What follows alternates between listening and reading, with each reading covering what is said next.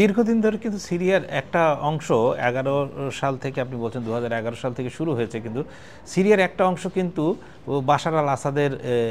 আপনার শাসনাধীন ছিল না, সেটা কিন্তু বিদ্রোহীদের দখলেই ছিল। এই যে আলেপ্পো বলেন, আলেপ্পো থেকে একটু দূরে আরেকটা শহর আছে, গুরুত্বপূর্ণ শহর। আলেপ্পো তো দ্বিতীয় বৃহত্তম শহর দামেস্কের পরেই। ফলে এই শহরগুলো বা এই এলাকাগুলো কিন্তু বিদ্রোহীদের দখলে ছিল এবং বিদ্রোহীরা যে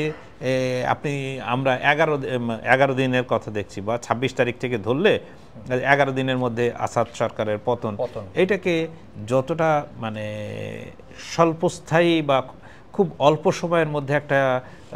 পতন হিসেবে দেখা হচ্ছে, আসলে পতনটা মানে একটা দীর্ঘমেয়াদী গেম প্ল্যানের অংশ বলেই সবাই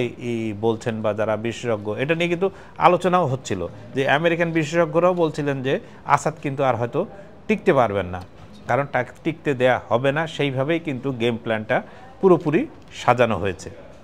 ফলে আপনি যেটা দেখছেন যে মাত্র ১১ দিনে পতন, আসলে ১১ দিনের পতন না। আর একজন স্বৈরশাসক ২৫ বছর ধরে যিনি ক্ষমতায় আছেন, যিনি শুধু নিজেরটা ছাড়া আর কিছুই বোঝেন না, তো তার জন্যে তো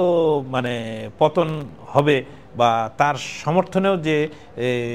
তার যে সেনাবাহিনী বা অন্যান্য সশস্ত্র বাহিনী সদস্যরা ছিল, তারাও যে তার পাশে থাকবে না এক সময়, এটা কিন্তু খুব স্বাভাবিক ছিল। কারণ ইতিমধ্যে ইরান এবং রাশিয়া কিন্তু তার পাশ থেকে আস্তে আস্তে আস্তে আস্তে সরে গিয়েছিল, মানে তারা তাদের সমর্থন ঠিক না, মানে একদম উপস্থিত থেকে সমর্থন জানানোর যে বিষয়টা,